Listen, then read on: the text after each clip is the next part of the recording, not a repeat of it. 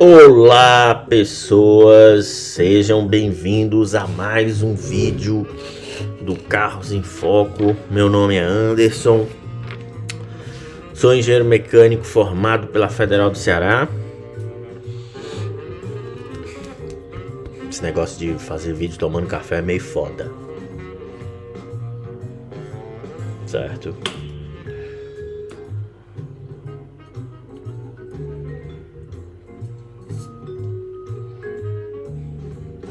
Adiantou porra nenhuma. Enfim. E aí eu vim fazer um mestrado em engenharia automotiva aqui na Itália, que é onde eu tô. Mas eu já terminei o mestrado. Agora eu tô no doutorado. E eu trabalho com desgaste de borracha. E é sobre isso que vamos falar. Por quê? Porque esta série de vídeos, que é basicamente uma sessão de sadomasoquismo sem prazer, né? Fala sobre o artigo de B.J. Pearson, o autor que fez a teoria do atrito, um modelo de atrito, um modelo de atrito de borracha que é usado pelas equipes pela AlphaTauri lá, equipe de Fórmula 1.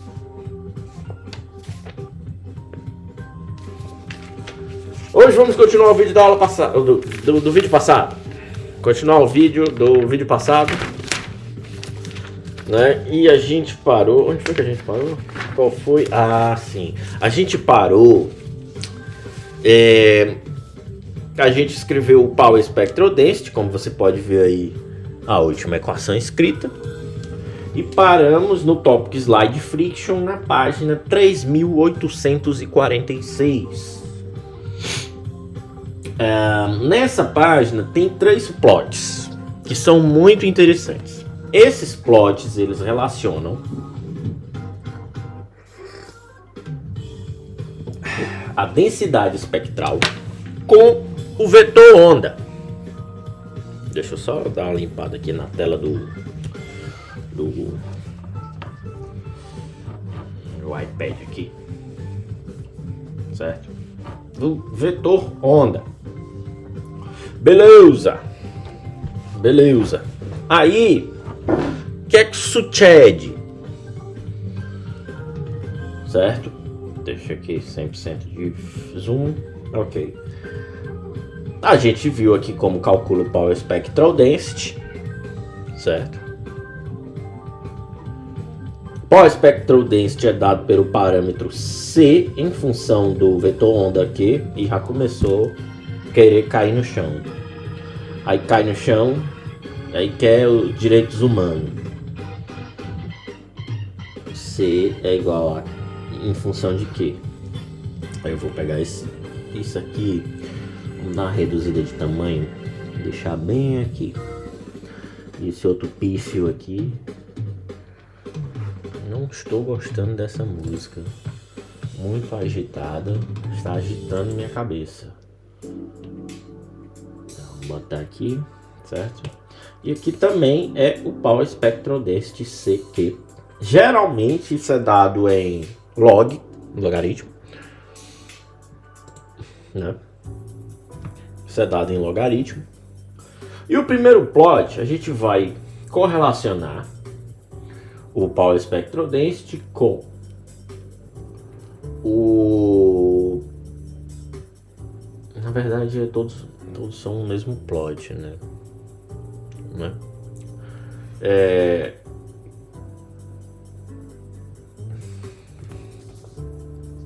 Ok. Todos são Power Spectral Density, Wave Vector.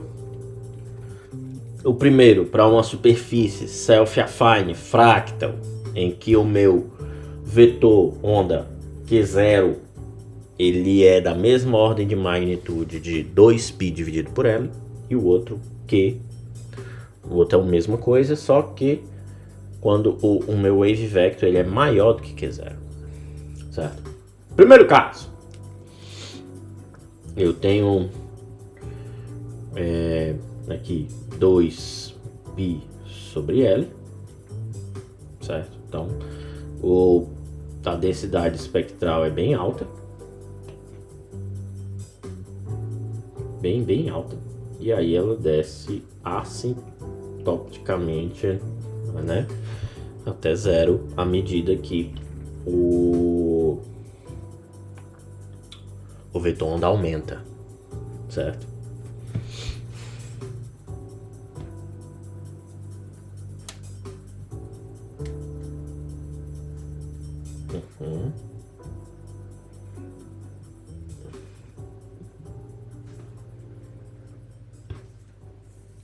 O que é que isso quer dizer? Isso aqui é o caso de atrito quando o meu vetor onda de corte ele é relacionado a uma distância longa, certo? Então eu tenho L, que é o lado que é a lateral da área de contato.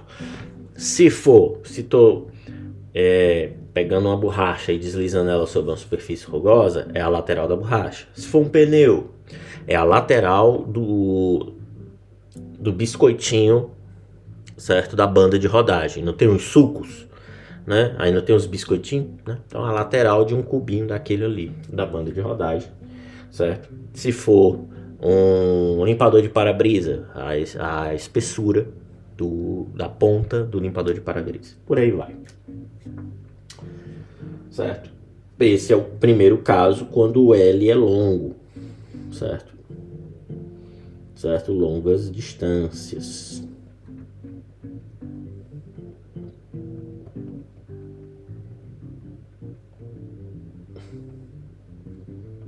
Certo? Caso B, que é o segundo caso aqui. Esse aqui é o primeiro caso, o segundo caso é esse outro gráfico aqui. Aqui a situação já é um pouquinho diferente. Eu vou ter aqui o meu Q0, certo? E o meu Power Spectral Density vai subir. Eita.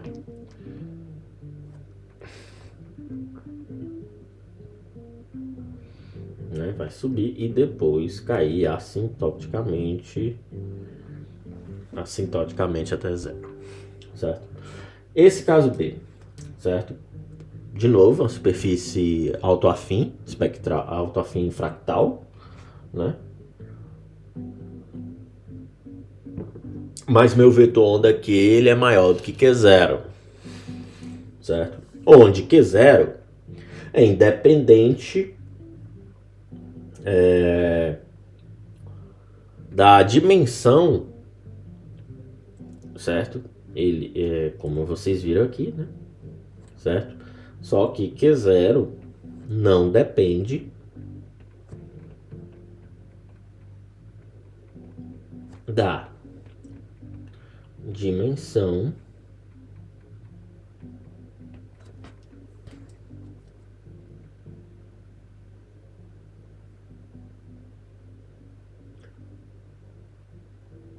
da área de contato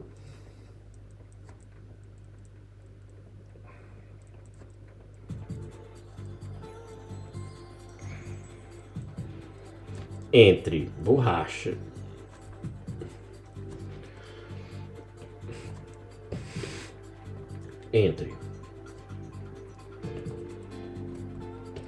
difícil, hein?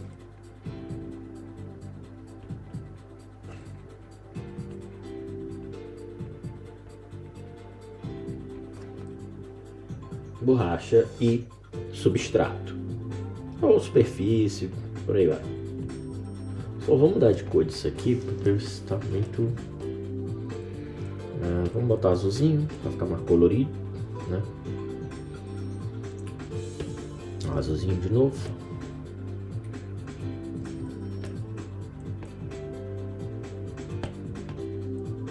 Azulzinho.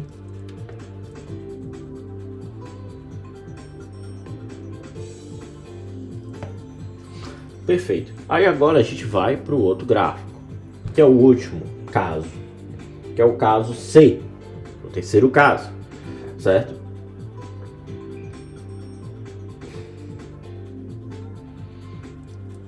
Vamos copiar isso aqui, coque, pastel,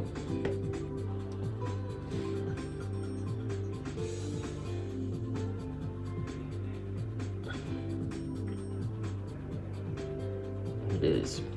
Que caso é esse?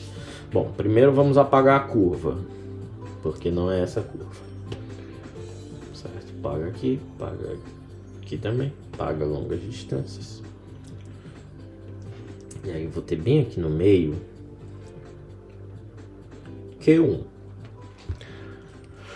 Ok. E a minha curva, ela vai ser mais ou menos isso aqui. Certo? Onde Q aumenta para esse lado aqui. Certo? Beleza, mas que caso é esse? Eu tenho uma superfície, certo? Nesse caso, também uma superfície self-affine fractal, ou seja, autoafim. Porém,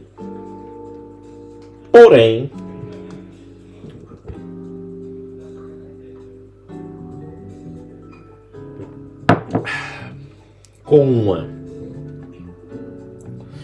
essa superfície, eu tenho Q0.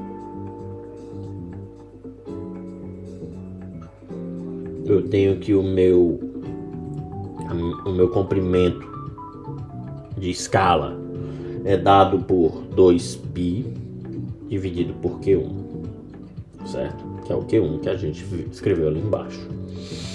Beleza, e o que é que isso significa? E o Kiko?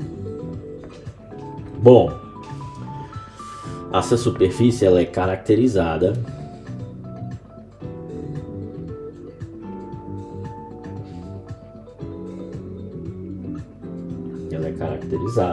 por distribuições, por uma distribuição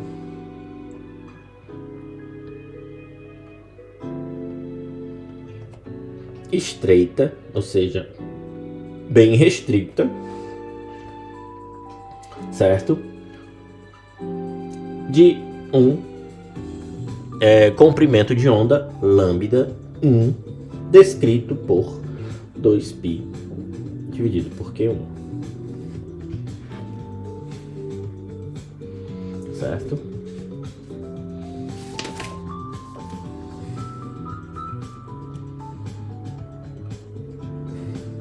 Estamos quase chegando no coeficiente de atrito. Isso é que é bom.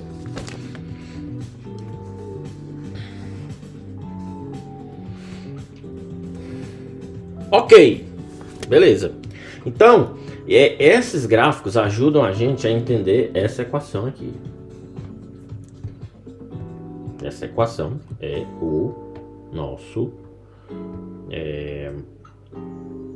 nossa densidade espectral, que depende da altura do perfil de rugosidade, né? O perfil de altura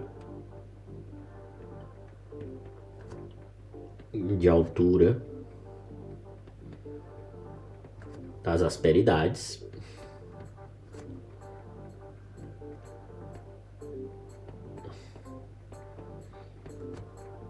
em função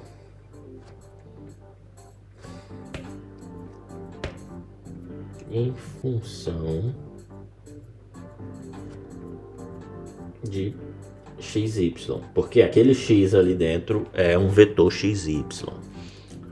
Ok, aqui é quando o vetor XY é zero, certo? Possivelmente na origem.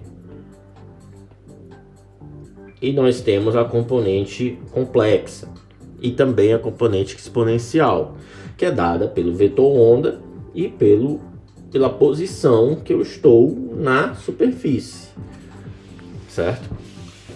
Por isso que o gráfico é C de Q, certo?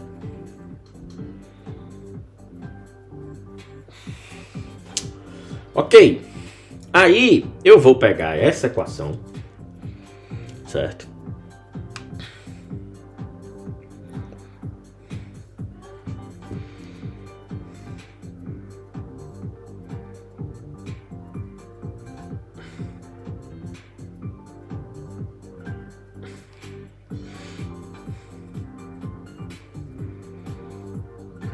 Beleza, então não é essa equação. A equação que eu quero é esta daqui. Eu vou pegar essa equação, copy, pastel,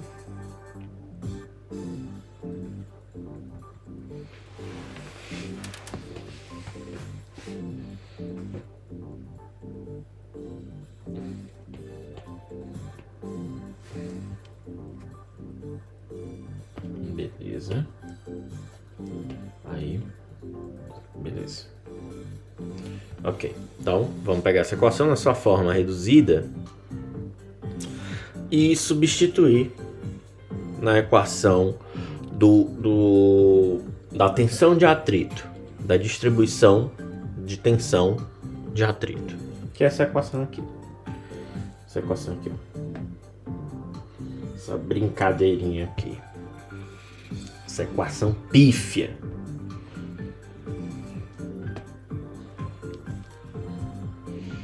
Beleza, bota aqui e fazemos o sisteminha.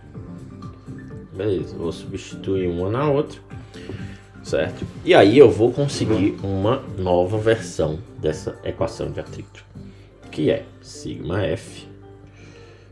Tem fração, então vamos botar aqui no meio para sigma F é igual a 1/2 integral de d ao quadrado vezes q ao quadrado vezes cosseno φ vezes c power spectral density em função do vetor onda vezes a imagem, né, do termo módulo de elasticidade vezes vetor onda vezes velocidade vezes o coeficiente, o coeficiente de φ, isso tudo dividido por 1 menos o Poisson, o coeficiente de Poisson ao quadrado.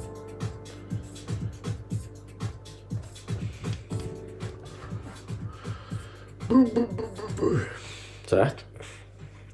Beleza.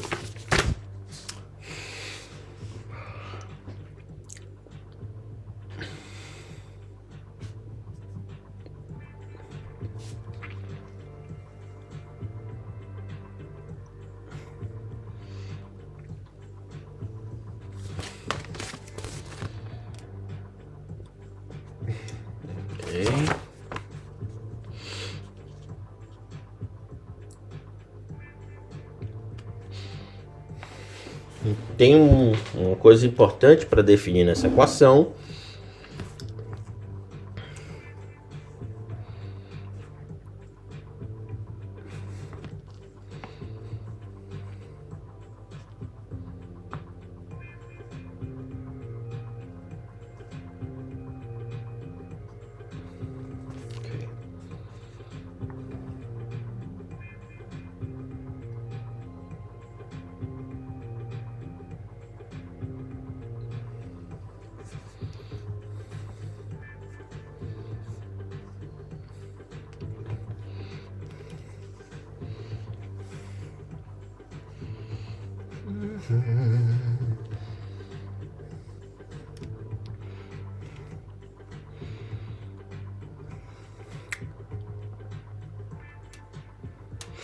Beleza. Aí, o Pearson vai usar coordenadas. Não, ele está usando, né? Coordenadas polares. Por quê? Porque, veja, aqui eu tenho uma componente Q cosseno φ. E a gente vai já entender esse φ. Fica calmo aí. Q cosseno φ. O que é que isso quer dizer? Isso quer dizer QX, vetor onda na direção longitudinal. Certo? Aí eu vou ter o meu módulo de elasticidade, que é em função de Q vezes V vezes o cosseno de φ. Certo? Acontece também que esse Poisson, ele é, na realidade, o Poisson em função de V, de Q, V, vezes o cosseno φ. Então aqui é o estresse de atrito, certo? Em coordenadas polares. Por que coordenadas polares? Por quê?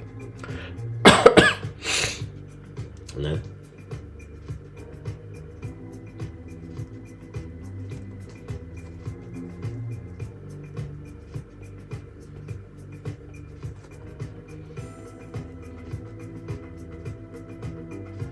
Coordenadas polares. Ok. Aí eu vou pegar esse negócio aqui. Lá, eu acho que no começo do vídeo, dessa série de vídeos, eu defini que um termo chamado sigma zero, certo? Que é basicamente a força normal dividido pela área nominal, certo? A definição de coeficiente de atrito é justamente eu dividir a minha tensão de atrito pela minha tensão devido à força normal, certo? E assim eu posso obter o coeficiente de atrito, porque eu já tenho a tensão devido ao atrito.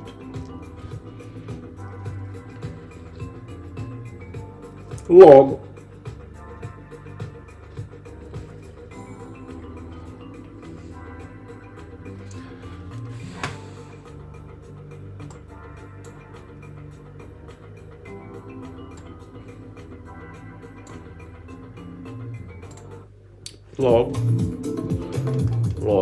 o coeficiente de atrito para um bloquinho de borracha deslizando numa superfície rugosa, autoafim, fractal, é 1/2 vezes a integral da derivada quadrada do vetor onda vezes o quadrado do vetor onda vezes o cosseno de φ vezes a densidade espectral, certo? Vezes a fração relativa das áreas de contato vezes a imagem do módulo de elasticidade em função de Q, V cosseno φ, certo? Isso aqui é o meu ômega, dividido por 1 menos o Poisson ao quadrado vezes a tensão devido à força normal, certo? Ok? Então aqui está a magnânima equação, magnífica equação. Olha a beleza dessa equação. É uma coisa maravilhosa, né? De atrito, certo?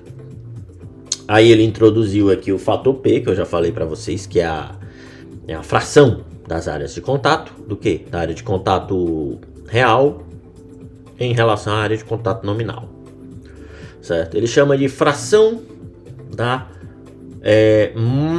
área original de macrocontato, onde o contato permanece quando eu tenho um comprimento de escala dado por,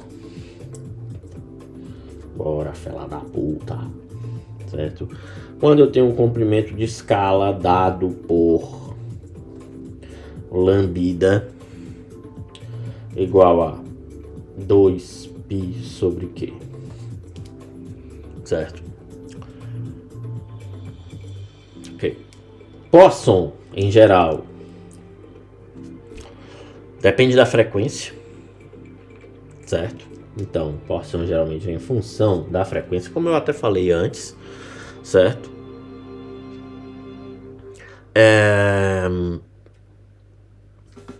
O termo 1 sobre 1 menos Poisson ao quadrado, ele geralmente tá para borracha, certo? O que é borracha? Ele varia de 4/3 a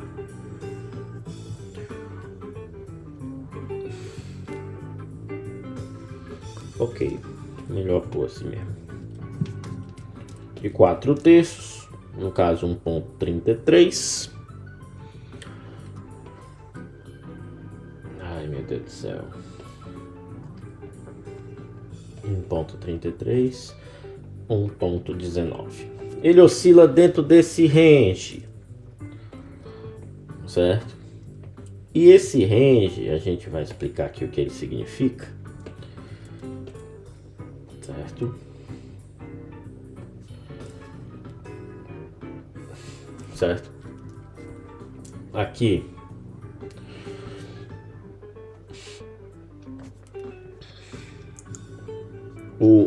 quando esse quociente ele dá 1,33, é que o meu Poisson tá em torno de 0,5,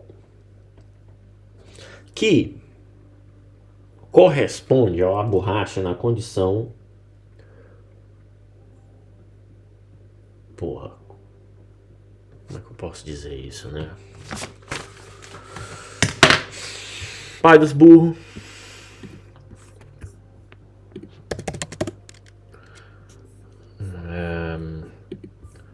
Rubery State.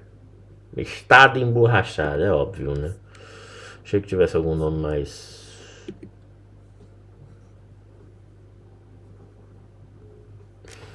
Só um momento aqui, pessoal. Coisa do doutorado é importante.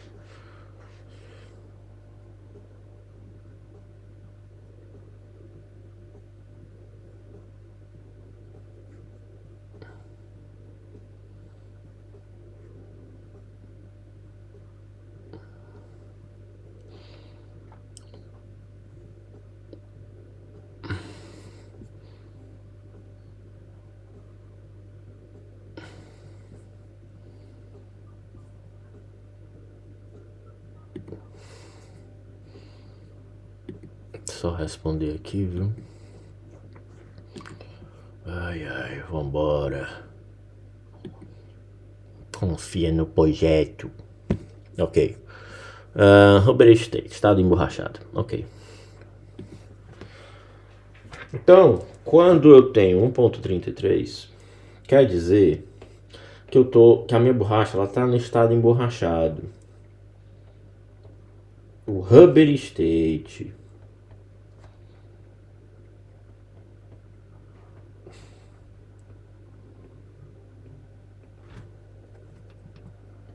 Certo? Quando eu tenho 1,19, 1,19, significa que o meu Poisson ele tá ali 0,4 e é o estado vetroso.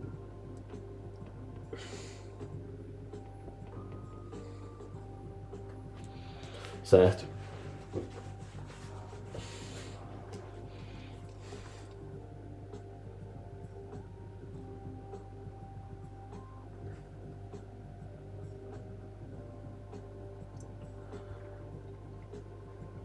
E aí é uma coisa interessante, por quê? Em princípio, o Poisson depende da frequência, conforme eu escrevi aqui, né? Só que esse fator ele está sempre oscilando nessa zona aqui, certo?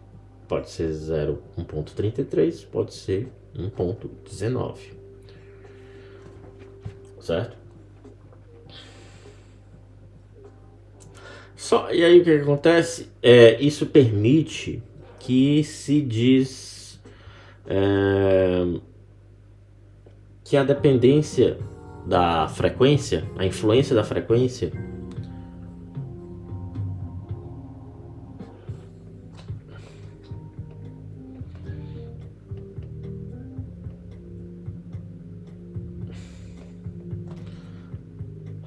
seja parcialmente desconsiderada.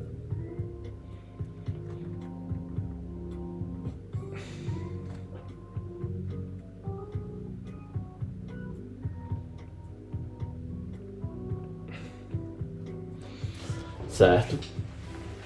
Porque ela é muito fraca. Certo? Beleza.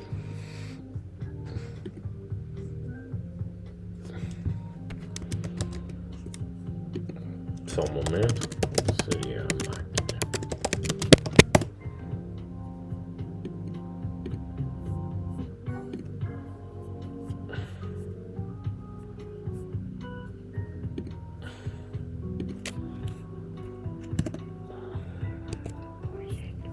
Ok, voltando.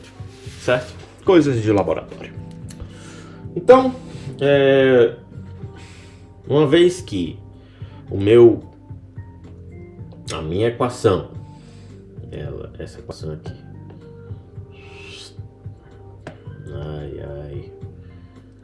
ok, copy, pastel, uma vez que a minha equação ela tem forte influência de C, de P, todos eles em função do wavelength vector, né? Todos eles em função de quê?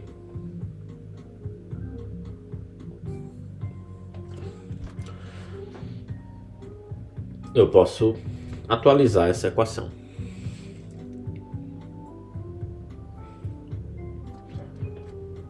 Então, o meu coeficiente de atrito ele pode ser dado por μ, que é 1/2, assim como anteriormente. A integral se permanece, d, a derivada do vetor onda, vezes o quadrado, o cubo do vetor onda, vezes densidade espectral, vezes fração relativa das áreas, vezes a integral fechada de 0 a 2π do dφ, certo? Dφ, vezes o cosseno de φ, vezes a imagem do módulo de elasticidade em função de Q, de V e do cosseno de φ, certo? Dividido por 1 menos o Poisson ao quadrado vezes sigma zero. Certo. E aí agora a gente vai saber o significado de φ.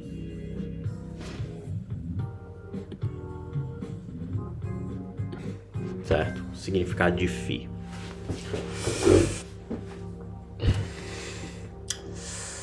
Bom, estamos falando aqui de cosseno, né?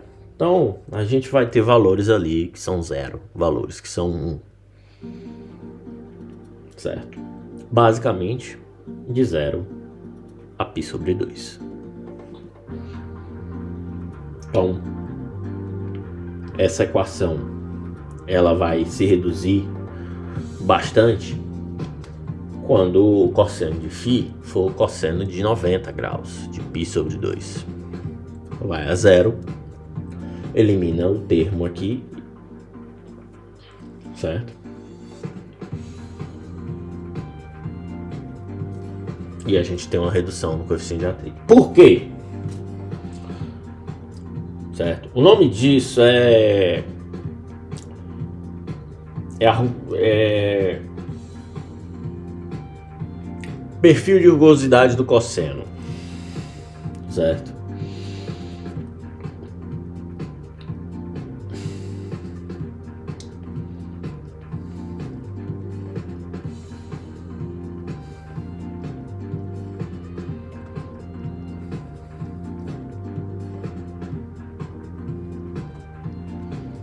Certo? O que é que significa? Aqui está uma rugosidade.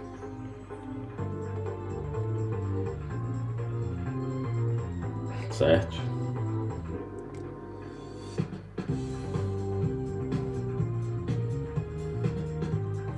Então temos aqui uma rugosidade.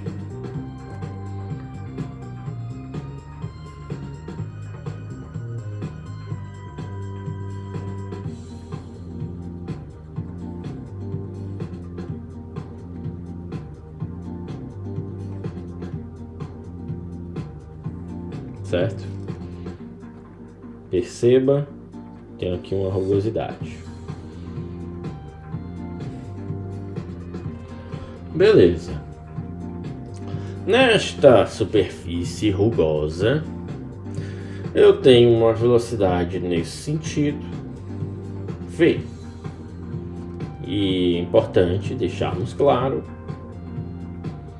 X e aqui Y. Certo? Em relação a X, qual é o ângulo? O ângulo, né?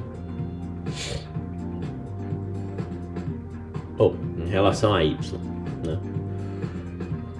O ângulo é 0. Então meu φ é 0. Certo?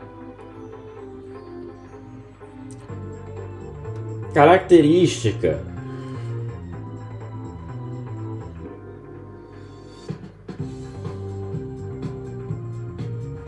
certo? Desse tipo de superfície aqui que a gente está avaliando, certo? É ela que vai gerar flutuações. Sabe aquelas flutuações que eu falei que ativam a esterese, certo? Na deformação da borracha.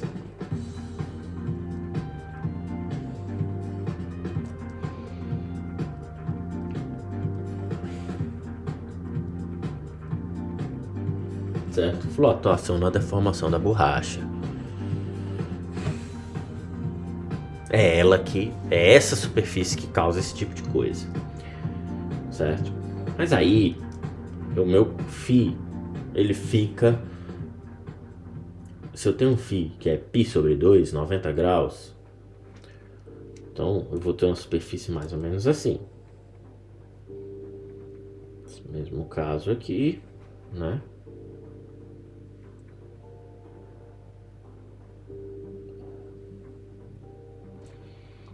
Certo?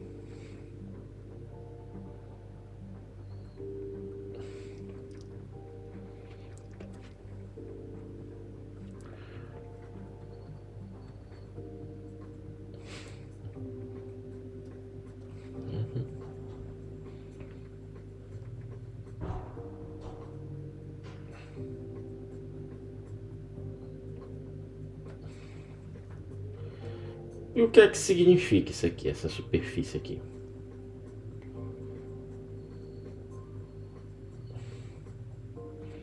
Certo? Só que aqui a situação é a mesma. Vamos aqui, X, Y, certo? Certo? Só que eu rotacionei a superfície em 90 graus. Então o φ é π/2. Esse tipo de superfície aqui não tem flutuação nenhuma. não gera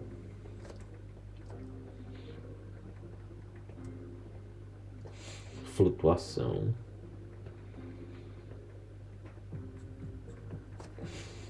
devido não gera flutuação na deformação da borracha.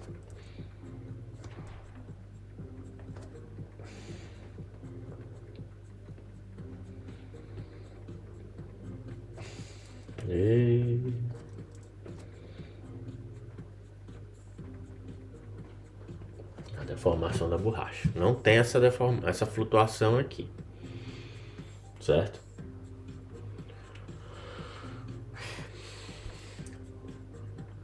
Certo? Então, essa primeira superfície, certo? O vetor onda, certo? Ele está apontando ao longo do eixo X, certo? Que é a direção de deslizamento, certo? Vetor onda, certo? Então, vamos desenhar aqui o vetor onda. Vetor onda.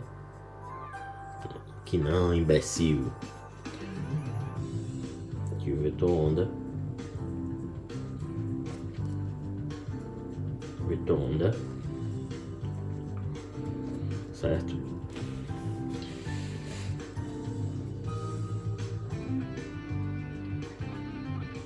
Certo? X, Y, X, Y. O vetor onda estava nessa direção, rotacionou 90 graus, certo?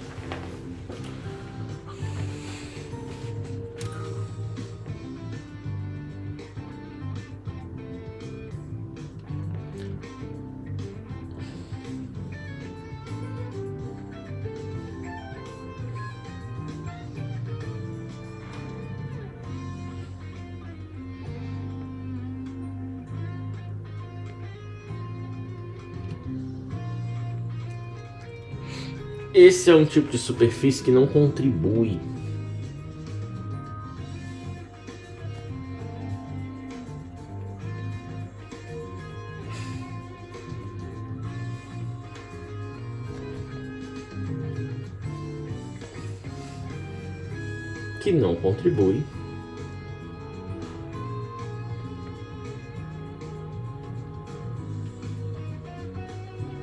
para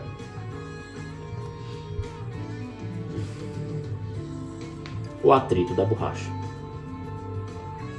Por quê?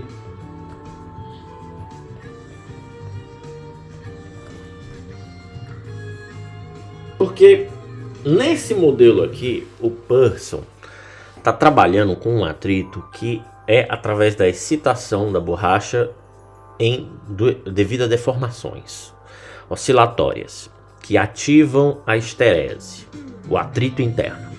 Se eu não tenho oscilações aqui ativando isso, a esterese cai, certo?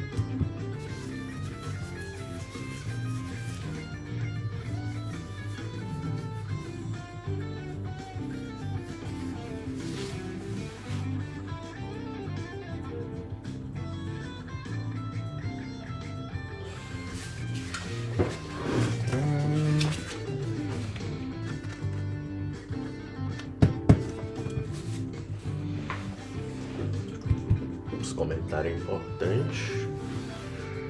Tá longe. Tem caneta aqui não? Tem não. Então deixa. Ok. Terminamos o tópico atrito. Atrito de deslizamento.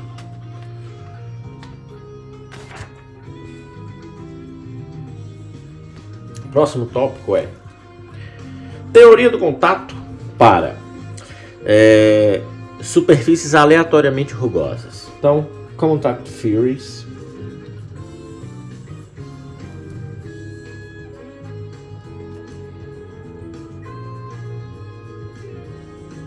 Theory for randomly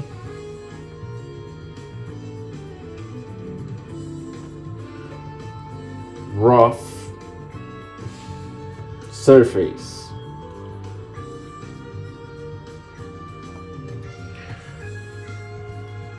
Aqui, o Pearson vai estudar a função de fração relativa das áreas.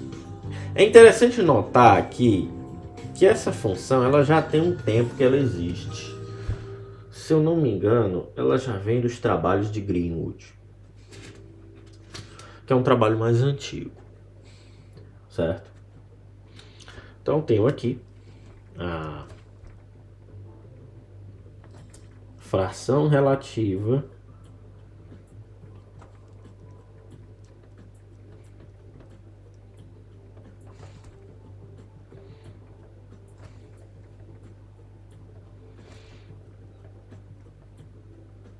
das áreas de contato. E é interessante notar também que teorias de atrito, elas... Bom, primeiro a gente calcula... primeiro o autor derivou as equações para chegar no atrito. E agora ele vai para a mecânica do contato. Quando a gente está falando de mecânica do contato, a gente está falando das relações intrínsecas entre carga normal e área de contato, certo? E aí a gente chega na área nominal. Área nominal de contato, que é aquela área que, exemplo, se um cubo de borracha está sobre uma superfície rugosa, a área nominal de contato será um quadrado. Se ele for um retângulo, será um retângulo. Se ele for um pneu, vai ser ali como o formato que o pneu estiver deformado, certo? A área nominal de contato.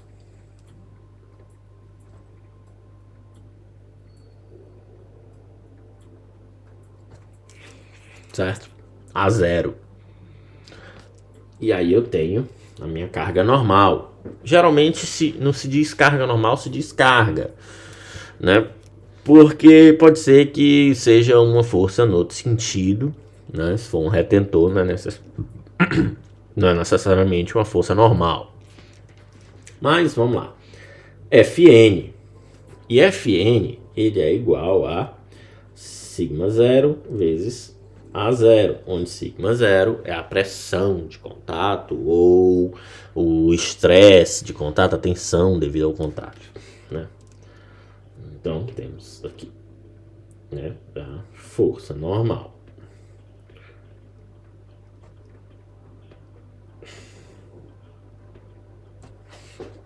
Certo? Ponto importante é que a carga normal a gente considera nesse estudo do Pearson que ele está aumentando ali a magnificação, né? A magnificação, o zeta, né?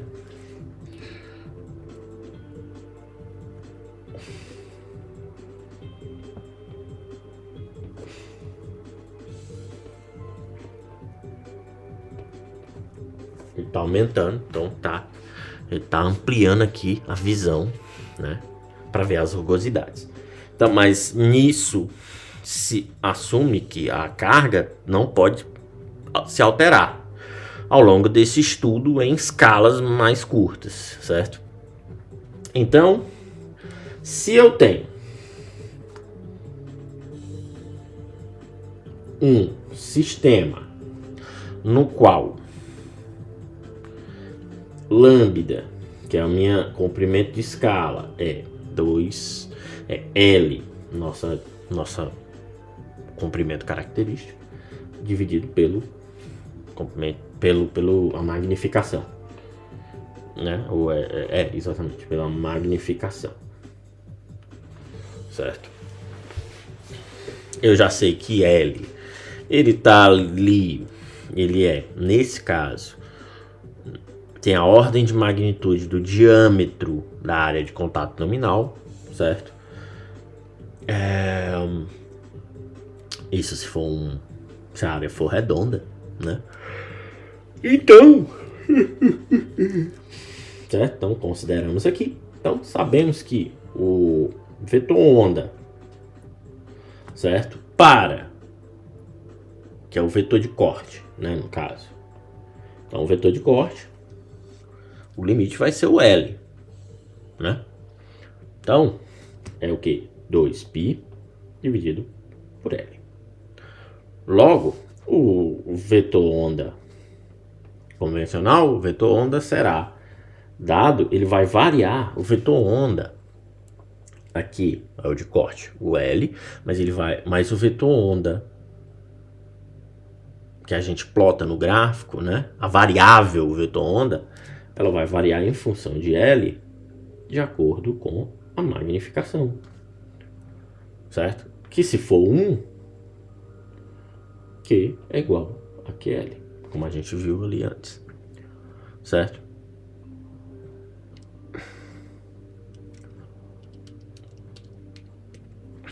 Então, isso significa que quando eu ponho P, né, a fração relativa de Q em função de Q, é a mesma coisa que eu escrever P em função de QL sobre magnificação. Mas o autor assume só P em função da magnificação. Por quê? Porque é o parâmetro variável, né? Ele assume isso por simplicidade, né? E é aqui que eu paro. Certo? Vamos parar nesse ponto. Tá, peraí. Vou só escrever essa equaçãozinha. Então,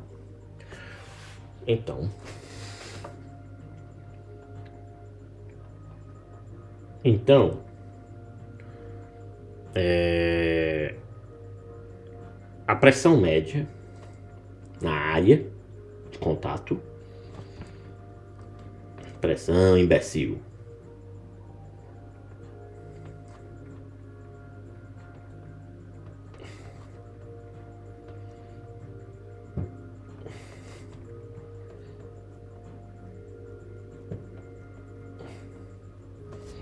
na área de contato, que é dada por o ensemble average of sigma de acordo com zeta, né?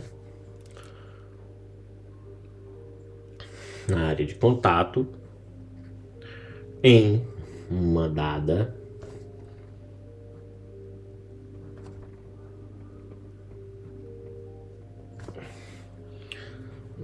escala. Seu idiota. Escala L dividido por zeta é o que? Sigma 0 vezes A0. Isso é igual a ensemble average do sigma de acordo com zeta vezes a fração relativa em função de zeta, lembrando desse observação que eu falei, vezes A0, certo?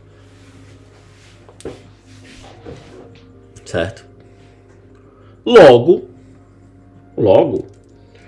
minha fração relativa das áreas de contato será P de sigma dividido ou igual a sigma 0, que é a pressão de contato nominal, sobre a pressão de contato de acordo com zeta, ou seja, de acordo com a minha magnificação, sabendo que esta pressão de contato, de acordo com a magnificação, é para ser constante. A pressão nominal é para ser constante. Essa pressão, de acordo com a magnificação, talvez ela mude. Ela pode mudar.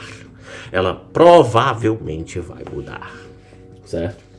E nós paramos aqui. Próximo vídeo a gente vai continuar esse tópico né? E estamos quase acabando o artigo, porque vamos entrar em resultados numéricos, vamos comentar os resultados dele. Eu não sei se eu comento os resultados dele, acho que a parte teórica mesmo da coisa foi discutida. Vou pensar, né? Mas é importante a gente falar dessa teoria de contato, certo? E a gente vai falar no próximo vídeo. Só fechar aqui. Show! Bom vídeo hoje, gostei do vídeo hoje, né? Semana passada eu tava meio triste. Por que eu estava? Porque eu estava vivo, né? Às vezes eu fico triste por estar vivo, né? Então, próximo vídeo a gente vai continuar essa teoria do contato, que é extremamente importante, certo? Não é só porque assim, veja, atrito a gente já sabe, é a carga normal pela carga de atrito, ou a carga de atrito dividida pela carga normal, acabou, né? Só que as relações entre área e carga normal, isso é a mecânica do contato. E é o que a gente vai ver no próximo vídeo. Ok, seus pífios? Vazem daqui, sumam da minha frente, vão estudar, vagabundos, e nos vemos no próximo vídeo.